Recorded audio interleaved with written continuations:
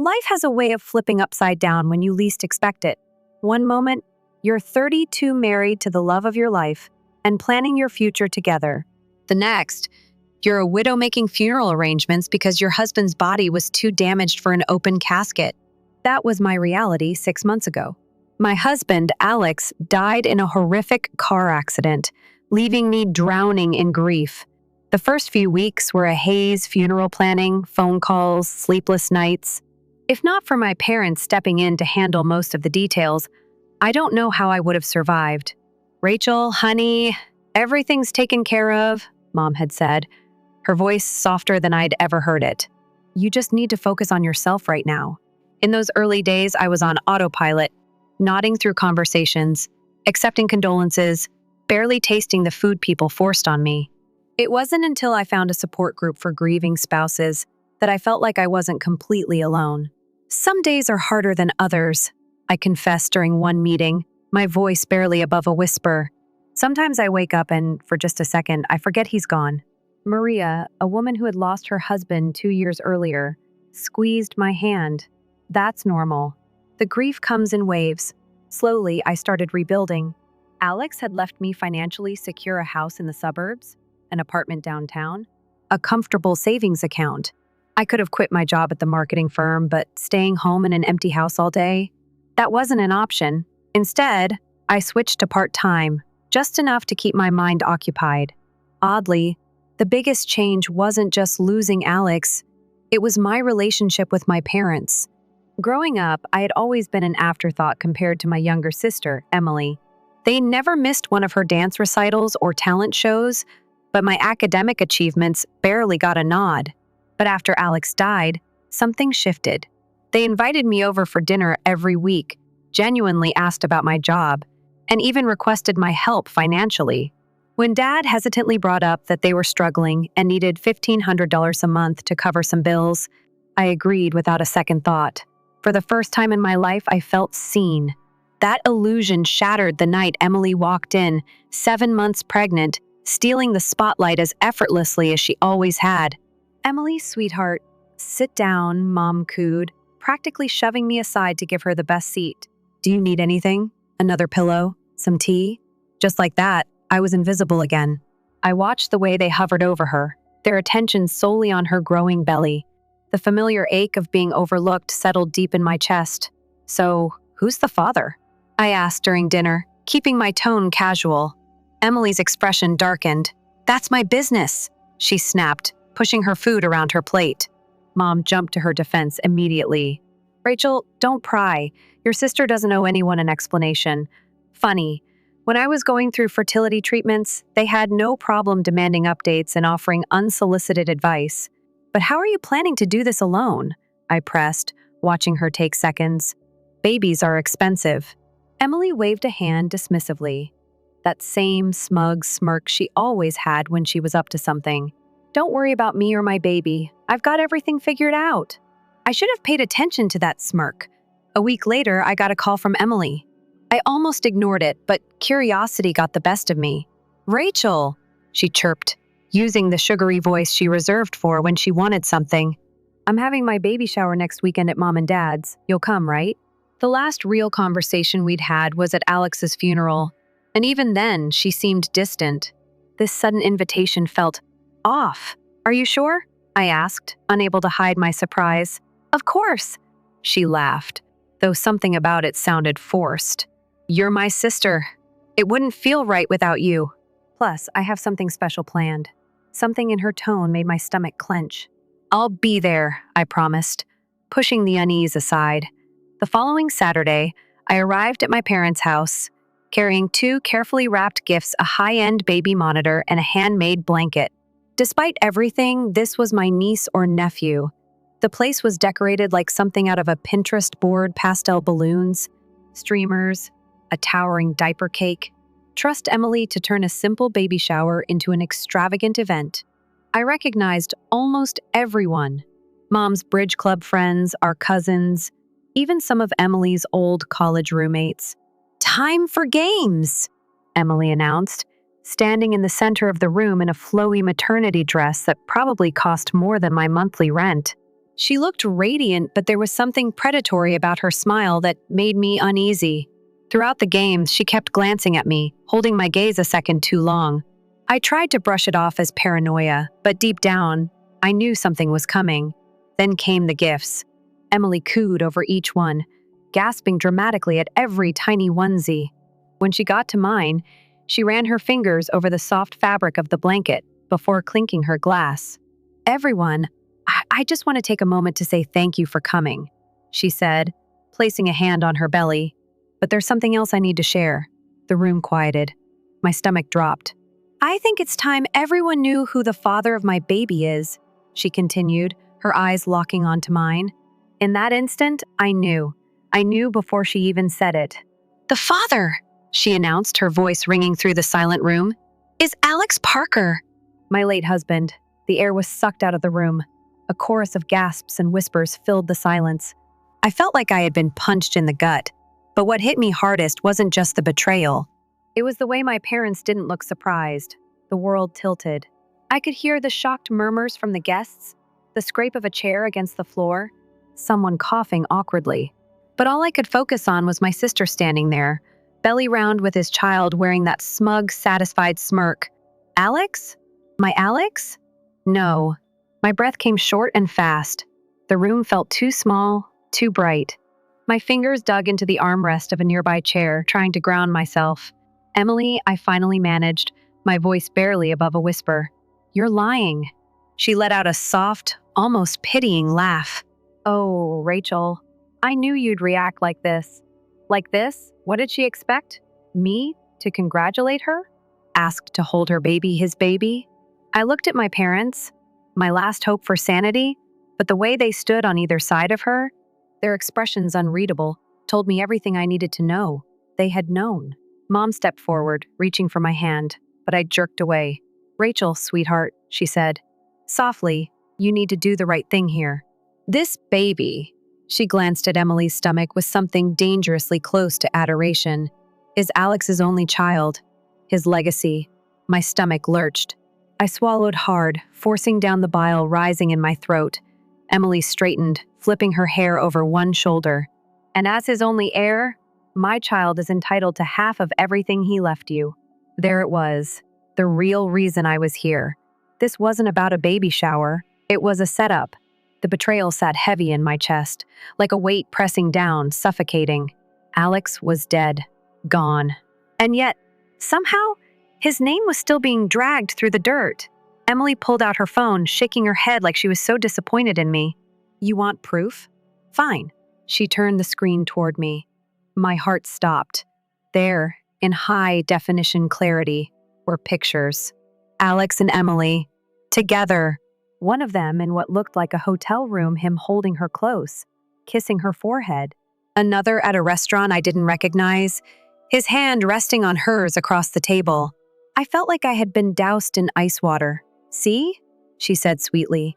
"He loved me. He was going to leave you, Rachel. We had a whole future planned." A sharp ringing filled my ears. No, this couldn't be real. I had spent years with this man, slept beside him, shared dreams, built a life. We had tried for a baby together, and all that time he had been with her. "You're lying," I choked out. But even as I said it, the doubt crept in. Because deep down, I remembered the times Alex had been distant. The business trips, the unexplained late nights, the way he had reassured me, over and over, that our fertility struggles weren't my fault, that he loved me. Had that all been a lie? "I'm not lying." Emily's voice was softer now, like she actually felt sorry for me.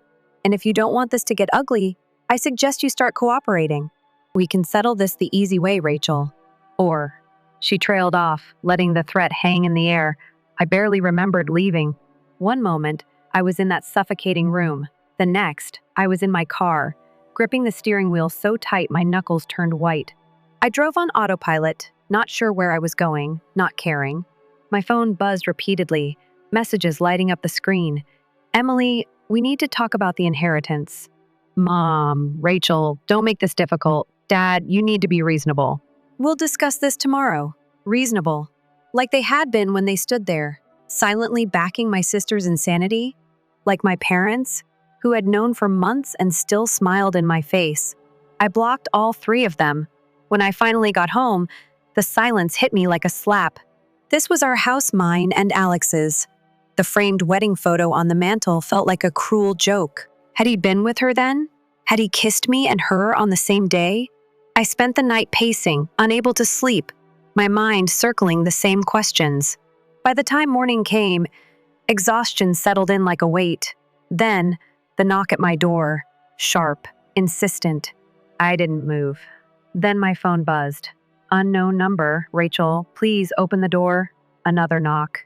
I hesitated before peeking through the peephole. A woman stood on my porch, late 50s, maybe early 60s, well-dressed. Something about her face felt familiar, but I couldn't place it. I cracked the door open, wary. "Who are you?" She exhaled sharply, like she had been holding her breath.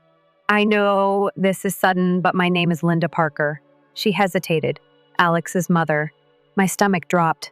"What?" My voice was barely a whisper. "That's impossible." Alex was an orphan. He told me his parents died when he was a kid. Her expression tightened. He lied. A cold chill ran through me. Linda's gaze softened. "Rachel, the first need to talk to you. About Alex. About everything." My pulse pounded in my ears. I should have slammed the door in her face. Should have told her to leave me alone. But something in her eyes, something desperate, urgent, made me step aside. "Come in." She did, clutching her purse like it was the only thing keeping her together. "Thank you," she murmured, sitting stiffly on the couch. I crossed my arms. "Start talking." Linda reached into her bag and pulled out a thick envelope. My name was scrawled across the front in unfamiliar handwriting. "I didn't know if I should come," she admitted. "I thought maybe it wasn't my place. But when I heard about your sister's claims, I couldn't stay silent." I swallowed hard. "He never told me about you." She gave a humorless laugh. "I'm not surprised. Alex had secrets." "No kidding." She slid the envelope across the table. "I think you should read this before you make any decisions." With trembling hands, I opened it. Inside were hospital records, medical tests, and at the very top, bold and undeniable, complete azoospermia, permanent sterility. I blinked, rereading the words, my brain refusing to process. "He was infertile," Linda said quietly. "He's always been infertile. There's no way he could be the father of your sister's baby." The room swayed. I gripped the envelope like it was the only thing keeping me upright. Emily had lied. All of it, the announcement, the inheritance demand, the smug little smirk. A lie. Rage bubbled up, slow and seething. I looked up at Linda, my voice shaking. "How do we prove it?" The words on the medical report blurred as I stared at them, my brain scrambling to process what this meant. Alex had been infertile, not recently, not due to some sudden illness or accident. Always. Which meant that Emily's baby, not his. I let out a sharp laugh, the kind that didn't hold any humor. I had spent an entire night drowning in betrayal, questioning everything. And for what? For a lie. Linda watched me carefully, her hands clasped in her lap. She hadn't moved, hadn't tried to comfort me. She was just waiting. I cleared my throat, forcing my voice to steady. "How do we prove this?" Her lips pressed together. "A DNA test would be the most solid proof. If I test against the baby, it'll show I'm not related." It made sense. But that meant convincing Emily to allow it, and given her dramatic announcement, I doubted she'd willingly agree. I exhaled slowly, my mind already spinning through options. "She won't do it voluntarily," I muttered. "And my parents? They're already on her side." Linda nodded. "Then we go the legal route." The idea of dragging my own sister to court made my stomach churn, but she had started this war. I had no choice but to finish it. "Okay," I said, my voice stronger now. "Let's fight." The first thing I did was find a lawyer. Richard Martinez came highly recommended, a specialist in inheritance and fraud cases. When I sat down in his office, still clutching Alex's medical records like a shield, he wasted no time. "Your sister's claim is built on deception," he said, flipping through the papers. "If we can prove Alex was biologically incapable of fathering a child, her case falls apart." "She won't agree to a DNA test willingly," I warned. Richard's expression remained neutral. Then we'll let the court order one. The thought sent a surge of satisfaction through me. Emily had been so sure of herself, so smug, parading around like she had won. But she had built her scheme on a foundation of lies, and it was about to crumble. "I'll file the paperwork," Richard continued. "In the meantime, prepare yourself. When she finds out, she won't take it well." He wasn't wrong. 2 days later, my phone exploded with calls. Emily, my parents, even a few relatives I hadn't spoken to in years. I ignored them all, knowing exactly what they wanted to manipulate me into dropping the case. When that didn't work, they showed up. I had barely opened my door when my mother pushed her way inside, my father close behind her. "Rachel, what are you doing?" Mom's voice was shrill, her face tight with anger. I crossed my arms. Defending myself, Mom let out a disbelieving laugh. "Against your own sister? She's the one trying to steal from me," I shot back. "She's lying. And I have proof." Dad's expression darkened. "You don't need to take this to court. Just split the money, and it'll all go away." I scoffed. "You want me to hand over half of Alex's estate to a child that isn't even his?" That made them pause. "Just for a second. You don't know that," Mom said quickly. "Emily wouldn't lie about something like this." I smiled coldly. Wouldn't she? Then, before they could speak, I held up the medical report. Mom snatched it, scanning the words. As her face paled, her hands trembled. This isn't possible," she whispered. Dad took the paper from her, his jaw clenching as he read. He looked up at me, expression unreadable. "Where did you get this, Linda Parker?" The room went silent. "You mean to tell me Alex's mother gave you this?" Dad's voice was oddly calm, but his hands had curled into fists. I nodded. "Turns out she's not dead." Mom swallowed hard. "Emily said Alex told her his parents had died when he was young." I arched a brow. "And yet, you blindly believed everything else she said?" Dad's silence was all the answer I needed. I stepped back, gripping the doorknob. "You should go." Mom looked ready to argue, but Dad took her arm. "Come on." They left without another word. I locked the door behind them, my heart still pounding. The court hearing came fast. Emily sat at the front of the courtroom, her newborn in her arms, my parents flanking her like bodyguards. She had dressed for the occasion: minimal makeup, soft curls, a demure black dress, the very picture of a grieving almost widow. If I hadn't known the truth, I might have fallen for it. Her lawyer tried to paint me as heartless, a bitter widow refusing to care for her husband's child. Emily cried on cue, describing her deep love for Alex, the plans they had made before his tragic death. I stayed silent, my nails digging into my palms. Then Richard stood. "Your Honor, we have compelling evidence that directly contradicts Miss Thompson's claims." He approached the bench, handing over the medical records. "These documents show that Mr. Parker was medically incapable of fathering children." The judge scanned the papers. "Miss Thompson, do you have a response?" Emily's breath hitched. Her fingers clutched at the baby's blanket. "Those are fake," she blurted. "She forged them to steal my baby's inheritance." Richard didn't even blink. "We anticipated that claim, Your Honor. That's why we requested a court-ordered DNA test."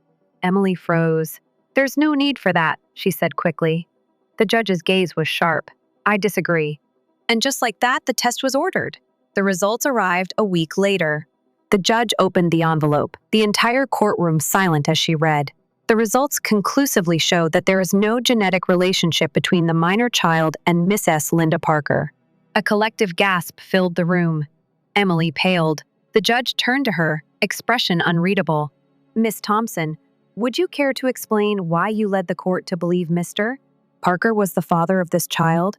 Emily's grip tightened around the baby. Her voice was barely above a whisper. "I was seeing multiple people when Alex was alive. I thought, after he died, no one would question it. He had money. I needed." Her voice broke. The judge's gaze hardened. "You attempted to defraud your own sister and the court. This case is dismissed with prejudice." Just like that, it was over. Emily collapsed into silent sobs. My parents looked stunned. I stood, my heart finally light. As I stepped outside, Linda was waiting. "How do you feel?" she asked softly. I let out a breath I didn't realize I'd been holding. Free. The courtroom buzzed with whispers as I walked out. my heels clicking against the polished floor. My heart pounded, not from fear anymore, but from relief. It was over. Emily had lost. The lies, the deception, the months of manipulation, it all came crashing down around her. And for the first time in what felt like forever, I could breathe again. I stepped outside, the crisp air hitting my face like a wake-up call. Linda stood by my car, her arms crossed, watching me carefully. "How do you feel?" she asked. I let out a slow breath, the tension finally releasing from my shoulders. "Free," I admitted. She gave a small, knowing smile. Good. We stood there for a moment, letting everything sink in. The last few weeks had been a whirlwind grief, betrayal, lawsuits, and now it was done. No more Emily. No more threats. No more parents trying to guilt me into sacrificing my future for a lie. I had won. But as I glanced back toward the courthouse doors, I caught sight of them. Emily sat on the steps, her shoulders slumped, her hands gripping the baby like a lifeline. My parents flanked her, both of them looking lost. For the first time, I saw them not as my enemy, but as people who had made their choice and lost everything because of it. Mom looked up and met my gaze. I expected anger, bitterness, some last desperate plea to fix what had been shattered. Instead, her eyes were full of regret. She didn't say anything. Neither did I. Because some things, they couldn't be fixed. I turned back to Linda. "Let's go." For the first time in months, I went home without the weight of uncertainty crushing me. No more waiting for the next bomb to drop. No more questioning what was real and what was a lie. Just quiet. I stood in the middle of my living room, staring at the framed wedding photo on the mantel. My fingers traced over the glass, over Alex's smiling face, the man I had loved, the man who had lied. I wasn't sure what to feel anymore. I wasn't grieving him the same way I had before. That deep, raw pain had been replaced with something else. A hollowness, a dull ache that didn't quite fade, but didn't consume me either. Maybe this was healing. I exhaled and pulled the picture down, setting it in a box with the rest of his things. Not to erase him, but to put him where he belonged in the past. I was done living in a house full of ghosts. The next few weeks were quiet. Linda and I started meeting for coffee every weekend. At first, it was just to talk about Alex to make sense of who he really was, to piece together the version of him I had known with the one she had lost years ago. But soon, it became something more. She told me stories about her life, about the family Alex had kept hidden from me. And I told her about mine, the good, the bad, the in-between. It was strange how easy it felt. Like we had both lost something but found a piece of it in each other. "Are you sure you want to sell the downtown apartment?" she asked one afternoon, stirring her coffee. I nodded. Too many memories. And honestly, I never really liked it. Linda hesitated. "You know, I'd love a place in the city. Maybe we could work something out?" I smiled. "Consider it yours." She reached across the table and squeezed my hand. "Thank you, Rachel." For the first time in a long time, I felt like I had gained something instead of losing it.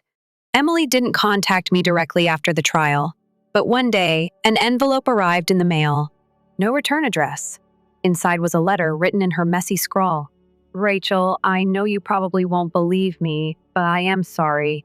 I never meant for things to go this far. I was desperate, and I made a mistake. I just wanted security for my son. I know I was wrong, and I know I don't deserve forgiveness, but I wanted you to know that I regret everything. I hope one day we can talk." Emily, the first, stared at the words for a long time. The part of me that had spent my whole life chasing her approval, craving her affection, wanted to believe her. But the rest of me, the part that had been burned too many times, that part knew better. I folded the letter, placed it back in the envelope, and dropped it into the trash. Some bridges weren't meant to be rebuilt. Mom and Dad never reached out again, not directly at least. But through mutual friends, I heard about them. How they struggled after I cut off the money. How they had put so much faith in Emily's scheme, only to have it all come crashing down. At first, I felt guilty. Then I remembered all the nights I had cried myself to sleep, wondering if I had done something wrong, wondering why I was the one being punished when I had done nothing but love Alex. And just like that, the guilt faded. They had chosen their side. I had chosen mine.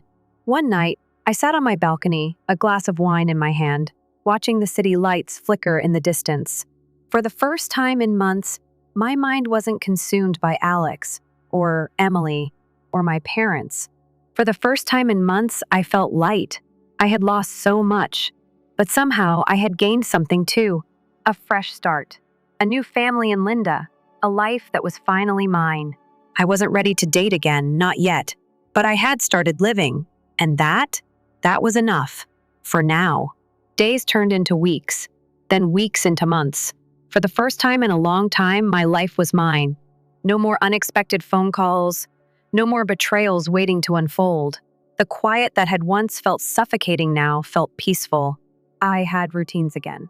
Waking up without a pit in my stomach, going to work without fearing the latest drama, coming home to a house that didn't feel haunted by old memories. Linda and I had become closer. We had our weekly coffee meetups, but sometimes she'd stop by just to chat, just to check in. It was strange, building a relationship with the mother of the man I had once loved, but now barely recognized. One evening, as we sat on my balcony with glasses of wine, she glanced over at me. "You're different," she said, a small smile tugging at her lips. I raised an eyebrow. "Different how?" She tilted her head, studying me. "Lighter. Like you finally let go of something heavy." I let her words sink in. Maybe she was right. For so long, I had been buried under grief, betrayal, anger. But sitting there, watching the city lights blink in the distance, I realized something. I had let go. I wasn't just surviving anymore. I was living. Emily stayed quiet after her letter, but that didn't mean she was gone. Through mutual acquaintances, I heard bits and pieces. How she had moved to a smaller apartment. How she had started working again. The money she had counted on, the money she tried to steal, was never going to come. A part of me wondered if she had truly learned anything from all of this. If losing the case, losing my parents' blind support, losing the easy way out had changed her. I didn't know. And honestly, I wasn't sure I cared. She had made her choices. I had made mine. Then, one afternoon, an email arrived.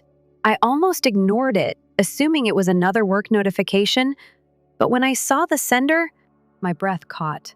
Emily. My fingers hovered over the mouse. I could have deleted it. Could have pretended I never saw it. Instead, I clicked. "Rachel, I don't know why I'm writing this. Maybe because I don't have anyone else to talk to.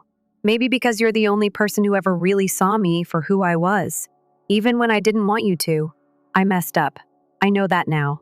I thought if I could just make things work, if I could get what I needed, then everything would be okay. But I hurt you. And I lost. I never thought I'd lose Mom and Dad too. They won't say it, but they blame me. Dad barely looks at me. Mom only calls when she needs something. It's like I don't exist unless I'm useful. It hurts, Rachel. And maybe that's karma. Maybe I deserve it. But I just wanted you to know that I see it now. I see what I did. I see what they are. And I'm sorry. I don't expect you to forgive me. I don't expect anything. But I needed to say it. Emily, I read it twice, then a third time. Then I closed my laptop and walked away. The old me might have responded, might have clung to that little thread of hope that she had changed, that we could rebuild something. But the old me had spent years chasing after a sister who never cared, parents who never saw me, a marriage built on lies. I wasn't that person anymore. I wasn't angry. I wasn't even sad. I just didn't care. And that was freeing in a way I hadn't expected. Not long after, Linda and I finalized the apartment sale. "You sure about this?" she asked, holding the keys in her hand. I grinned. "Positive. If I never have to set foot in that place again, I'll be happy."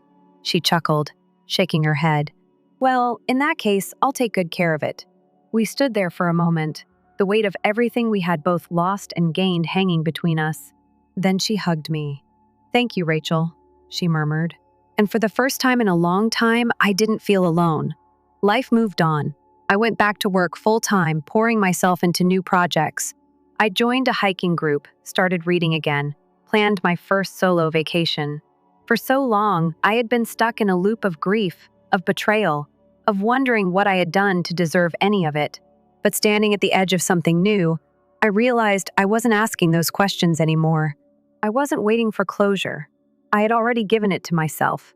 A year ago, I never would have believed this would be my life. Back then, I was drowning in grief, trapped in a cycle of betrayal, questioning everything I thought I knew. Now I woke up in a home that felt like mine. I spent my weekends hiking, trying new restaurants, and exploring parts of the city I had never paid attention to before. And the best part? I didn't wake up every morning waiting for the next disaster. I had cut the last frayed ties to my past. My parents had stopped trying to reach me months ago. And Emily, well, after her email, she never followed up. I hadn't responded. Not because I was holding a grudge, but because I had nothing left to say. Maybe she had changed. Maybe she hadn't. But it wasn't my problem anymore. One afternoon, I met Linda for lunch at a small cafe near her new apartment. She looked more relaxed than I had ever seen her, like she had finally let go of her own ghosts. "I have something for you," she said, pulling out a small wrapped box. I frowned. "Linda, we talked about this. You don't have to keep giving me things." She rolled her eyes. "Just open it." I tore off the paper, revealing a simple silver bracelet with a delicate charm. When I turned it over, I saw a small engraving. Strength. I swallowed the lump in my throat. "Linda," she smiled, "you gave me a home, Rachel. And more than that, you gave me back a family. The least I can do is remind you of how strong you are." I blinked away the sudden sting in my eyes and fastened the bracelet around my wrist. For so long, I had thought of myself as a victim of Alex's lies, of Emily's betrayal, of my parents' indifference. But sitting there, sipping my coffee, feeling the weight of the bracelet against my skin, I realized something. I had survived it all, and that was something worth celebrating. A few weeks later, I booked my first solo trip. I didn't tell anyone, didn't ask for opinions or validation. I just did it for me. The moment my plane landed, I felt the thrill of stepping into something new, something untouched by the past. I spent my days wandering through cobblestone streets, eating at tiny cafes, getting lost on purpose. I had thought I would feel lonely, traveling alone, but I didn't. For the first time in my life, I felt whole. On my last night of the trip, I sat on the beach, watching the waves crash against the shore. The stars were impossibly bright, the kind of beauty that made you feel small in the best way. I pulled out my phone, scrolling through old photos, pictures of Alex, of my parents, of Emily, and then, with a deep breath, I deleted them. Not out of anger, not out of spite, but because I didn't need them anymore. They were part of my story, but they weren't my story. Not anymore. I leaned back, letting the ocean breeze wash over me, and smiled. For the first time in a long time, I wasn't looking back. I was only looking forward.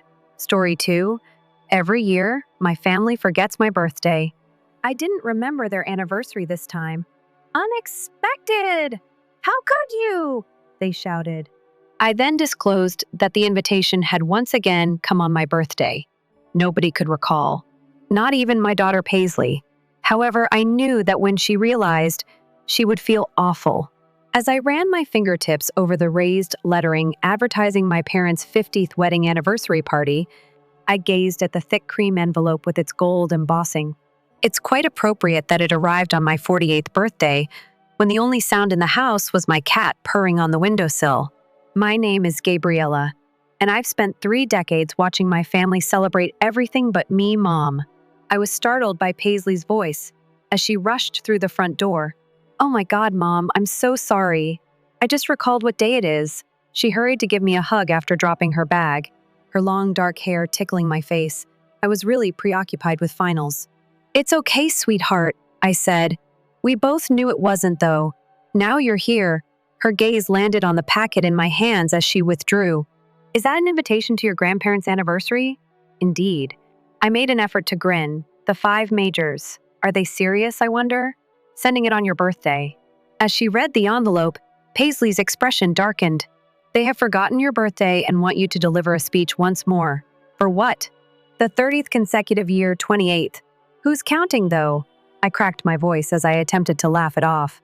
We both jumped when the phone rang. The name of my mother appeared on the screen. "To discuss the anniversary, Prudence is calling," Paisley inquired in a sour tone. I let it ring and nodded. "Do you recall last year?"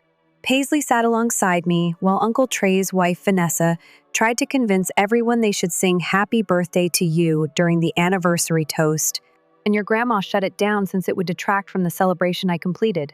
How could I have forgotten? The phone abruptly stopped ringing and then started up again. This time, it was my sister Marlo, who was most likely already in contact with her mother from her opulent London apartment. What do you know? Paisley took hold of my hand. Let's head out now. Give them time to wait. Trey texted me before I could reply, and my phone buzzed. Mom is attempting to contact you. Tonight is a crucial planning meeting for the anniversary. Don't be challenging. Paisley rolled her eyes when I showed her the message. Don't be challenging. That's rich, coming from the brother who neglected to invite you to his own wedding rehearsal dinner. I clarified that he hadn't forgotten. He believed I wouldn't want to attend because I was busy composing my short stories. It was the third time the phone rang. My father, Roy. In 5 minutes, there will be 3 calls. I'm accustomed. Must be urgent. Anniversary-related business. Ignore them, Paisley said. For once, let's celebrate you. I looked at the invitation once again. The complex request asked me to make the anniversary toast, something I had done for the last 15 years. Every year I stood before our extended family and friends, weaving beautiful stories about my parents' enduring love while swallowing the bitter truth of my own invisibility. Another text, this one from Vanessa, buzzed on the phone. Your mom is becoming agitated. Give her a call back, please. She gets upset over these things, you know. I am aware of her behavior. I whispered more to myself than Paisley. While I get what I want, she gets exactly what she wants. I pointed to the demanding invitation, the forgotten birthday, and the vacant house. Paisley gave my hand a squeeze. You don't have to do this any longer, Mom. Something changed within me.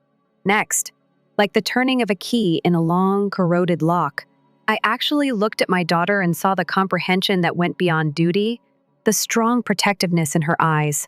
I slowly said, You're right, as a plan began to take shape. Perhaps I don't. Well, what are you contemplating? Running my fingers over my mother's well-written requests, I accepted the offer. It's time for a different kind of story, I think. My phone came back to life. Trey texted again. Meeting starts at 7. Mom shouldn't have to wait. I felt lighter than I had in years as I turned to face Paisley. What about that supper for your birthday? She smiled. Really? Really? Then I looked at my laptop, where my almost completed memoir was waiting. I believe I've finally figured out how to wrap up my novel. The phone rang as we reached for our outerwear. For the last time, I let the voicemail go. The quiet was filled with my mother's clipped tones. Gabriella, dear, we definitely must address the anniversary plans. Do call back immediately. You are aware of the family's importance in this. As we left, Paisley and I exchanged glances. For once, I didn't feel terrible letting the phone go unanswered. After all, they had ignored me for 28 years without any problems. Perhaps it was time for them to experience it. A leather-bound photo album was purposefully left on my desk when I entered my home office the morning after my birthday dinner with Paisley, the passive-aggressive touch that my mother is known for. We were out yesterday night, and she must have dropped it off. They were 49 years of expertly planned anniversary celebrations when I opened it. My fingers traced over the photographs. Mother in her beautiful gowns, father in his fitted suits. Both of them smiled at the camera while holding crystal champagne flutes. It buzzed on my phone. Talk about the devil. Gabriella, why weren't you at the meeting last night? The line was broken by Mother's voice. Mother, I was having a birthday party. I continued to flip through the album in a neutral tone. A pause. You are? Was that yesterday, I wonder? Indeed. The same way it has been for the last 48 years. One more pause.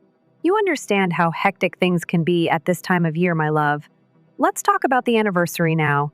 I stopped at a specific picture from their 35th celebration and said, I found the photo album. The selection of images is intriguing. Isn't it amazing? I hoped it would motivate your speech. You always manage to capture the spirit of our family's history so well. I looked at the picture. Beside our parents, Trey stood with pride. Marlo stood on their opposite side, posing nicely. I was technically in the photo, just visible in the background, trying to help a waiter pick up a spilled drink. Our heritage. I said it again, quietly. Yes, That is definitely captured in these pictures. The doorbell rang, keeping me from hearing about your anniversary. Mother, there's someone at the door. I must leave. However, we haven't talked about Vanessa was standing there looking uneasy as I hung up and opened the front door. She entered without waiting for an invitation and stated, "Your mother sent me. She's worried you're going to make things difficult." I led her to my office and asked, "Define difficult." Vanessa noticed the book of pictures. "You got it." "Look, Gabriella, the first understand that circumstances aren't always ideal, but your parents value this anniversary much." I opened the album to their 40th celebration. "Vanessa, do you recall this one? When I was ill with pneumonia." Nevertheless, my mother urged that I deliver the speech. She shifted uneasily. "You did a wonderful job with it. Trey had to take me to the ER, and I passed out immediately after. Even still, your speech remained the evening's high point." As if that improved things, she offered. Once more, my phone buzzed. "Marlo." This time, "Mother's in a state. What are you playing at? What's humorous, do you?" Disregarding the caption in all these pictures, I remarked to Vanessa, "I don't see anyone celebrating my birthday in any of these festivities. Not once in 48 years. Gabriella, did you know that last year Paisley discovered the calendar for my mother's birthday? Except for myself, every family member's birthday is celebrated." I firmly closed the album. "Not only does it include my daughter's birthday, but it does not include mine." Vanessa stretched for my hand, but I backed away.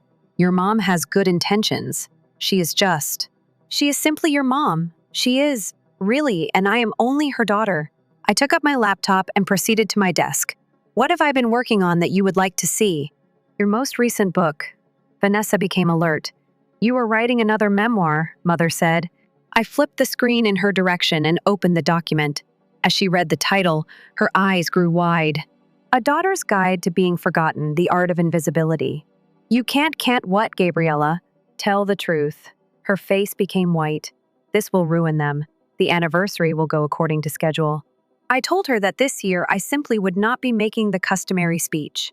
"What will you say in its place?" I closed my laptop with a smile. "Nothing. I will not be present." "You must be present. It's customary." Flustered, Vanessa got to her feet.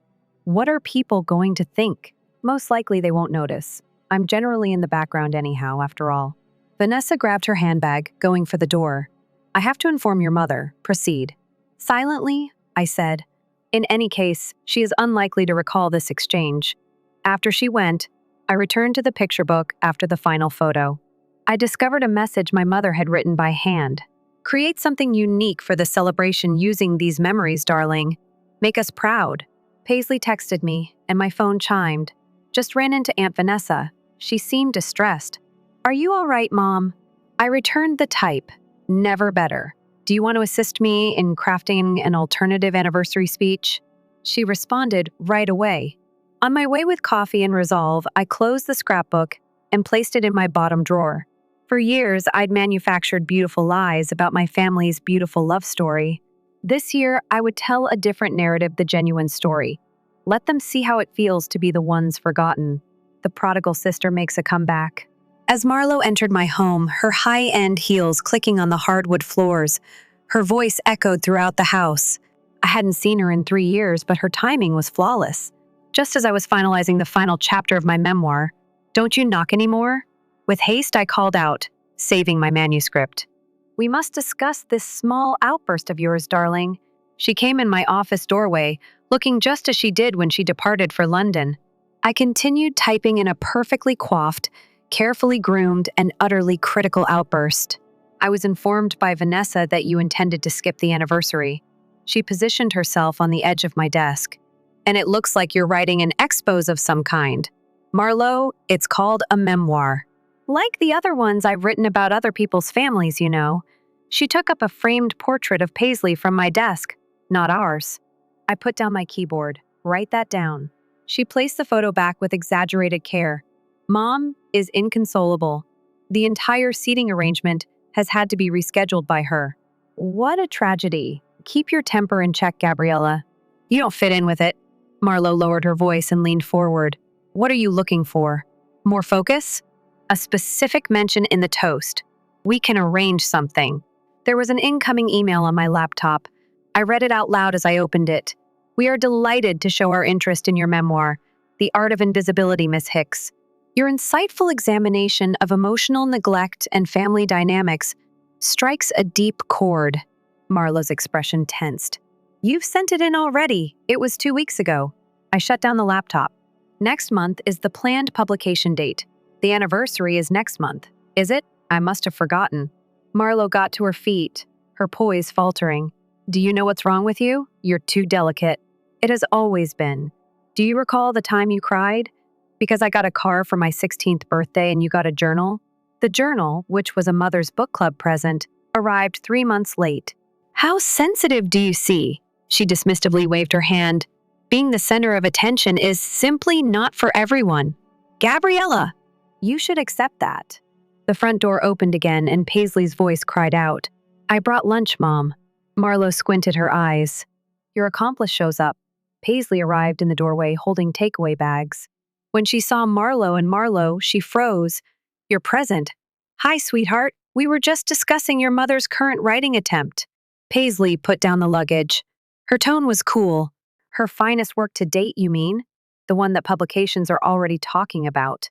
The one that will embarrass our whole family, Marlowe shot back. Only those who deserve it can be humiliated by the truth. Paisley fired back. Be careful, my love. Although loyalty is great, you don't want to make the entire family unhappy. I got to my feet. Don't threaten my daughter. Make a threat. I'm attempting to assist. Marlowe took her phone out. I'm sending my mom an SMS. This is far enough. Proceed. Tell her I'm being tough again, I said. I'm too sensitive. Tell her anything you want. Anyhow, it will be in the book. Over her phone, Marlowe's fingers froze. What is contained within this book? Everything. Once more, I opened my laptop. The neglected birthdays, the ignored successes, the time you all traveled to Paris for Christmas and forgot to book my ticket. The pictures of the family. Inexplicably, I'm not included in the gaslighting or the incessant reminders that I should be thankful for being included. Family concerns are private. Not anymore. I turned the screen toward her. Do you want to hear the 7th chapter?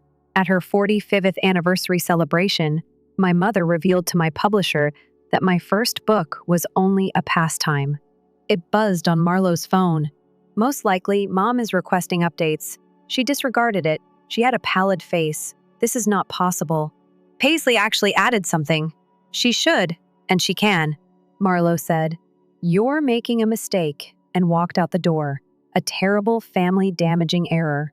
Paisley turned to face me after she had gone. Are you all right? I turned back to my writing after nodding. The epilogue is almost complete. What do you write? As I typed, one read out loud. Making oneself visible can sometimes be the greatest gesture of self-love. Telling your own truth can occasionally be the most difficult. At times, ceasing to speak totally is the only way to be heard. Paisley gripped my shoulder. Excellent. Messages sprang up on my phone. Marlowe thinks you're being irrational, Mother. Don't annoy your mother, Father. Whatever you have planned, Trey, don't. With my phone off, I turned to face Paisley, who was prepared to assist me in writing that dedication page. She grinned to the family that taught me the significance of being seen by teaching me what it is like to be invisible. I replied, perfect, and began typing. Mother came up with the concept for the anniversary meal, a tiny family get-together to resolve the situation. Even though I knew better, I sat at their elegant dinner table and pushed food around my plate as everyone else acted as like nothing was wrong. More wine. Gabriella. Mother smiled tightly while holding the bottle with composure. Your glass has hardly been touched. I'm all right. You seem worn out, my love. Do you get enough sleep? Nevertheless, she filled my glass to overflowing. Writing is exhausting, isn't it? Trey cleared his throat. In relation to writing, how is the latest book progressing? There was silence at the table. Even the sound of cutlery clinking ceased. It's actually finished, I responded, looking him in the eye. Yesterday, the final edits were accepted. Fantastic. Mom got happier. Will we get advanced copies for the anniversary party? We could put them on exhibit. Mother Marlowe interrupted to caution me. I don't think that's appropriate. Take a look. Why not? Father looked up from his dish and spoke for the first time. We always take pride in his books, Gabrielle. I was unable to stop myself. Are they? How recently have you read another one? Quiet. Vanessa went right in. Ever the peacekeeper. Gabriella, the first really enjoyed your last book. The one about the Detroit immigrant family. Thank you. Vanessa, the mother who truly remembers her daughter's birthday. Did you find it interesting? Mother's wine glass froze in midair.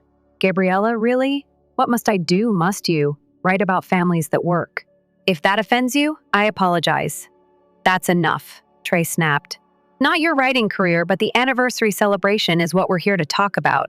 Half of the celebrations are funded by my literary work, I reminded him. Or did you also forget that? Let's get started. Marlowe let out a sigh. The martyr repeated the question. After remaining silent up until this point, Paisley slapped her fist on the table. Stop it, everyone. You treat my mother as like she is nothing while you sit here being arrogant. Paisley. Vanessa grabbed for her hand. Nobody gives it any thought. Aunt Vanessa, save it. Paisley got to his feet. I've spent my entire life watching this. You all continue to steal from her. You can count on her to appear, deliver speeches, and make checks. Act out her role. But when was the last time any of you showed up for her? We're her family, Mother stated firmly. Everything we do is for family. I laughed, a shrill, bitter sound that astonished even me. Family. I had another birthday last week. Where were you all? Oh, my love, you are aware of how hectic arranging an anniversary can be. Mother waved her hand dismissively. Marlowe went on. I was in London, Trey said. Had a business meeting. Father simply had a perplexed expression. Was last week really that long ago? You see? I moved my plate out of the way. I'm not giving a speech this year because of this. Mom's expression darkened. Of course you are. It's customary. For example, it's customary to forget my birthday. God damn it, Trey blew up. This is only a birth date. Quit being so dramatic. Is it dramatic? Slowly, I got to my feet. Do you want to see anything dramatic? Examine your email. An hour ago, I emailed early copies of my memoir to everyone. The sound of phones being removed from pockets filled the room.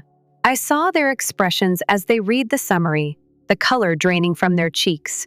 As Mother read aloud, her hand trembled.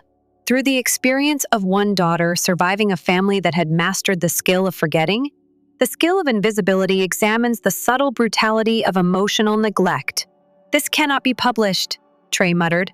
Already done. Actually, your anniversary is the release date. I grinned. It's funny how well I recalled that date. This will ruin us, Marlowe screamed. Our reputation. Your reputation? Paisley cut him off. What about her heart? What about 30 years of making her feel worthless? Mother's chair scraped the floor as she got to her feet. In your tiny book, I won't be portrayed as a monster. That image was painted by you. Quietly, I answered. I'm only displaying the mirror. Roy? The mother looked at the father. Speak up. Father gave me a long look before turning back to his plate. Please pass the potatoes. I grabbed my handbag and murmured, Unbelievable. We're going, Paisley. Hurry up. Gabriella. After me, Vanessa phoned. We can remedy this, please. At the door, I turned. Vanessa, that's the problem. It never broke. This is precisely how everyone wanted it. Everybody but me. I was walking to the car with Paisley. Through the dining room window, I could hear my mother's voice. Someone will now have to make the anniversary toast, and I guess we'll have to redo the seating arrangement. There are certain things that never change. However, I wouldn't be present to see it this time. And for once, that was all my choice. The morning following the awful family meal, my publisher phoned. Paisley was making coffee in my kitchen, so I put her on speaker so she could hear. The early reviews are amazing, Gabriella, Sarah said. People are calling it gritty, uncompromising, a masterpiece of familial dysfunction. To increase the effect, we are delaying the release date by 2 days. Rather than on the anniversary, 2 days before to it. Sliding a cup in my direction, Paisley requested. That's right, Sarah attested. The time is ideal. 3 big morning shows have already expressed interest in interviewing us. Another call rang on my phone. Marlowe again. I choose to disregard it. How are you doing? Sarah inquired. Family repercussions may be difficult, I began, but a knock on my front door stopped me. Now, Gabriella, open this door. The sound of Mother's voice echoes throughout the house. Sarah, I'll give you a call back. I hung up as Paisley went to answer the door. With her tablet in hand, Mother rushed in. Have these preview reviews caught your attention? Have you seen the comments made by others? Mother, good morning to you as well. You have no right to adopt that tone with me. The tablet was forced into my face by her. Take a look at this. A scathing critique of the dynamics of affluent families. A mother's casual harshness lays exposed. Do you have any idea what this will do to us? Make you see me at last? See you. Bitterly, she laughed. We've only ever tried to make you successful. Who covered your college expenses? Who brought you into contact with publishers? Who? Did anyone forget I was here? Unless they needed something, I interrupted. Who made me feel like I was never good enough? Never significant enough?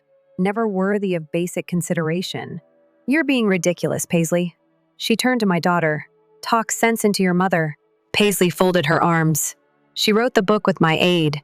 Mother slumped into my couch, pressing her fingers to her temples. This isn't happening. The anniversary is in 2 weeks. Everyone will be there. The mayor, the governor's wife, all our friends. Ideal readership for a book launch, Paisley whispered. My phone rang once more. Trey. This time, before I could get it on speaker, Mother grabbed it. Gabriella, one interview with all of us is shown in the morning. Without preamble, he said. It's being referred to as a family reckoning story. Not at all. Mom lost her temper. Mother? Trey sounded taken aback. At Gabrielle's, are you? Attempting to stop the total societal collapse of our family? Indeed. I grabbed my phone back. No interviews. Trey, the book is self-explanatory. Then talk to me now, Mother demanded. Tell me what you desire. Cash, a bigger role in the anniversary. Your own party. I want you to comprehend what you did, what you all done, what we did. She stood up, smoothing her skirt. Quietly, Paisley murmured, We gave you everything except love, aside from simple benevolence. The phone rang on Mother's end. She glanced at it. Her face was going pale. Your father just got a call from the country club. They want to postpone our anniversary reception until this family matter is resolved. Postpone? It's tradition, Mother. Yet I couldn't stop smiling. Tradition cannot be broken. Are you having fun with this? She accused. Do you wish to harm us? No, Mom. I want you to experience my emotions. Every forgotten birthday, every ignored achievement. You forced me to make speeches every time, praising your love while disregarding mine. I want you to comprehend by openly degrading us. By being honest in public. Once more, her phone rang. The flight of Marlowe is delayed.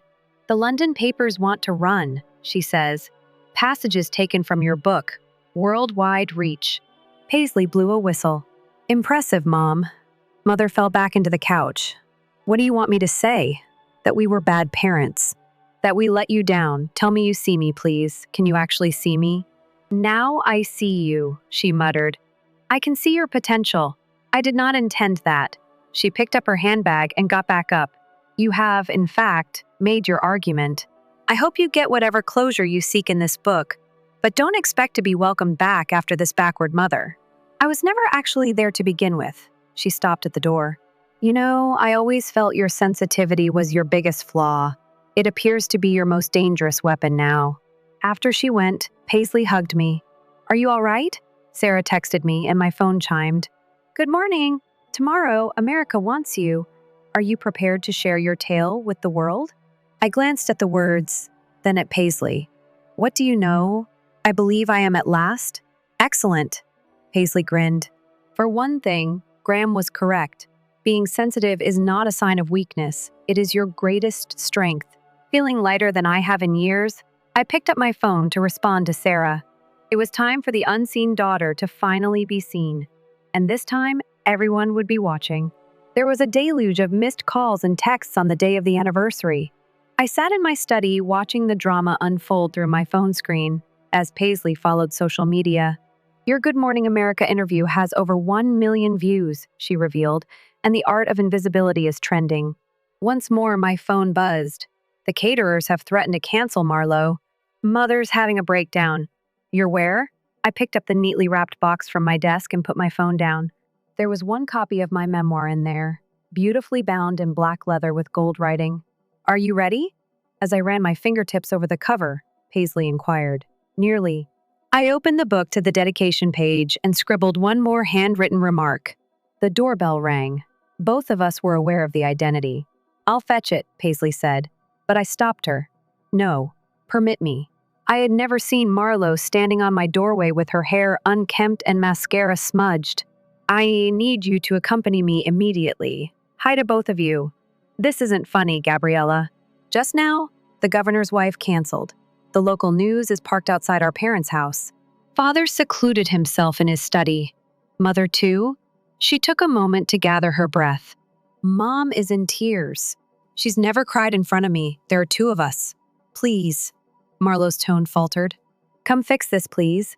What precisely should be fixed? The reality. She took hold of my arm. Do you know what it's like in that house right now? Everyone is coming, asking questions, whispering about your book. Mother can hardly contain herself. Trey's spouse is interfering with the visitors. However, what? The perfect family image is cracking. Did you intend to shatter us like that? I held up the rap book. No, I want us to be awakened. Marlo gazed intently at the parcel. What is that? My gift for the anniversary? Place it on the gift table, please. Really, you won't be coming? I'll be present. Not while you're expecting me, though. She took the package, hands shaking a little. Mother would never forgive you for this. Maybe not, but I'll finally be able to forgive myself. After she went, Paisley handed me her phone. The wife of Uncle Trey just posted. Love should be easy, but family is complicated. Praying for healing tonight. Her platitudes were always appreciated by Vanessa. I remarked, checking my watch. It's time to prepare. Paisley gave a nod. The celebration has ended due to Operation Crash. We arrived at my parents' place 2 hours later. Through the large windows, I could see the party in full swing while cars lined the street. The nighttime air was filled with the sound of classical music. Take a look. Trying to blend in at the corner, Paisley gestured toward the news vehicle. You're creating a lot of buzz. We entered at the side door. I used to sneak like a teenager. There were many familiar faces in the house, all of them trying to be normal, but obviously bursting with curiosity. Paisley nodded toward the gift table, where my black-wrapped present was on display, and whispered, There's your book. I looked at my phone. Trey has one new message. Mother's about to give the speech you were meant to give. This is your last chance to put this right. I said, perfect timing, as I moved into the great staircase's shadows. Mother took her place at the front of the room, champagne glass in hand. She started out with a little tremble in her voice. Our family has been a symbol of love, devotion, and tradition for 50 years. When they recognized me, the crowd silently parted as I passed through.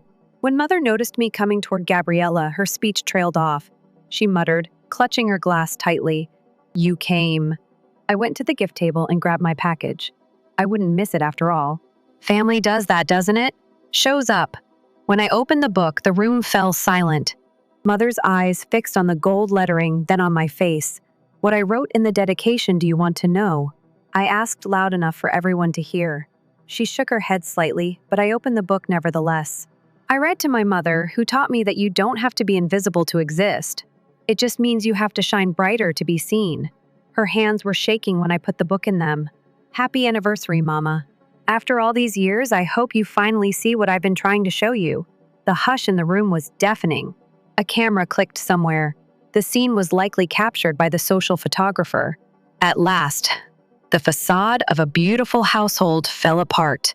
However, I didn't feel invisible at all for the first time in my life as I stood there in front of everyone. I was enlightened. Mother opened the book with trembling hands and skimmed the first page. The room stayed still, observing and anticipating. Even the string quartet had stopped playing. Perhaps Father's voice cut through the silence as he stepped forward. We should take this somewhere private. No, I said firmly. We've had enough of secrets, privacy, and acting. Trey took a step in my direction. Gabriella, don't. Don't what? I looked out into the throng. Don't mention that you all missed my college graduation since it fell on a day when Mother's garden party was taking place. Remember when Marlowe told my first publisher that I was simply pretending to be a writer? Marlowe objected. That's not fair. I wanted to keep you from being let down. Defend me? I chuckled. Mother abruptly closed the book after making me feel unworthy. Enough. This isn't your therapy session. It's our anniversary celebration. Actually, Paisley stepped forward. Both are involved. Because guess what, Grandma? Your ideal family portrait. Mom isn't the only one who is suffering. What are you saying? Vanessa asked quietly. Why do you suppose I never take my children to family gatherings? Paisley's voice reverberated across the space. Because I don't want them to grow up believing that love is conditional and that they must behave like seals to gain acceptance in the family. The audience echoed with a murmur. The governor's wife was leaning in to talk to her husband, as I witnessed. The society photographer's camera clicked rapidly. I did everything for you. Mom's voice broke. The finest chances, the greatest schools, all except recognition. With the exception of love, I completed everything. Love. Her voice fell to a ferocious whisper as she took a step closer. You believe this book to be about love? Making us look foolish in front of everyone we know. No, Mom. This book is true, and falsehoods don't always hurt as much as the truth. Father cleared his throat. The preview copy was read by me. They all turned to look at him. Mother's face grew pale. What are you? She muttered. Last night I couldn't sleep. He gave me a glance. Truly took a look at me. Perhaps for the first time in a long time. Prudence, she's right about everything. Don't you dare, Roy. Your 16th birthday. His voice grew louder as he went on. That blue outfit was yours. Waited for us to remember all day. I saw you sitting on the porch until midnight. I did nothing when I saw you. My cheeks began to well up with tears. I was seen by you. I saw you all the time. I simply didn't know how to get in touch with you. Following your mother's example and upholding the image she desired was simpler. The picture I want. Mom's voice lifted. I established this family. I kept us safe, sent us a status update, made us who we are. And what are we, Mother? Marlowe asked abruptly. Because, as far as I can tell, we are just strangers with similar DNA who happen to be quite well dressed. Trey stepped forward. The book was troubled by his face. The Christmas I got engaged is mentioned. How? We revealed it during family supper. Immediately following Gabriella's announcement of her first book deal, you said, "That's nice. Dear, but wait until you hear Trey's news." I used a quote. I recall every phrase. I didn't. He took a deep gulp. I never wanted to overshadow you. None of you meant to, I said quietly. It's worse because of it.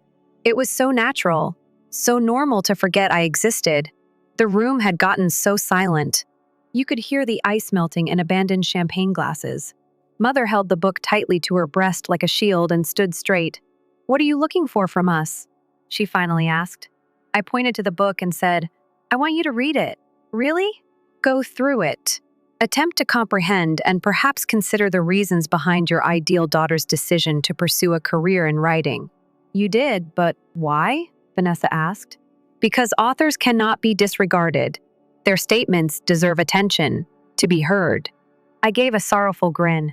It was necessary for me to create myself.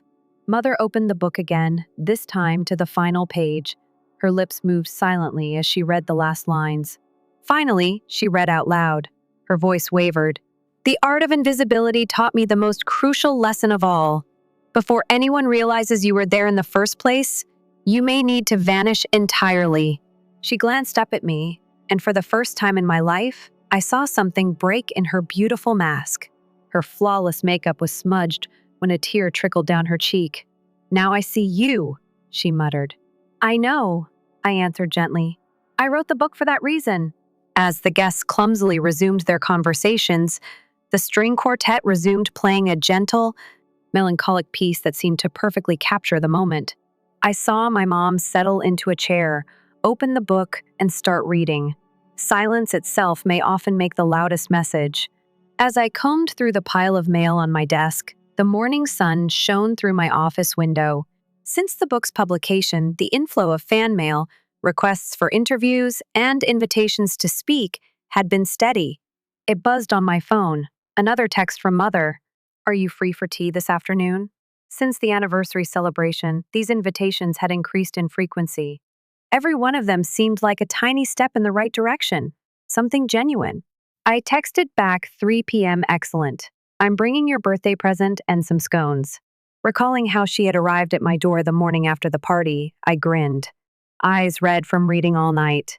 Mom simply gave me a stack of my early sketches that Mom had stashed away in her study without saying anything further. They were all maintained, dated, and valued, proving she'd noticed me all along, even if she hadn't known how to show it. The doorbell rang. Paisley walked in, carrying newspapers. Mom, you're still in the news, good ones or terrible ones. There is controversy on both society pages, but literary critics are calling you bold. She spread the papers across my desk. In addition, Aunt Marlowe's interview was just released. I took up the magazine with Marlowe's face on the cover. The headline said, Family Secrets, a Sister's Response to the Art of Invisibility. Did you read it? I inquired. You ought to. Paisley gestured toward a statement that was highlighted. I had to face my own part in the chaos in our family after reading my sister's memoir. When you're a part of the system that's creating someone's misery, it's simple to ignore it. Trey. My phone buzzed once more. Having supper with Vanessa's family tonight this time. First time in years.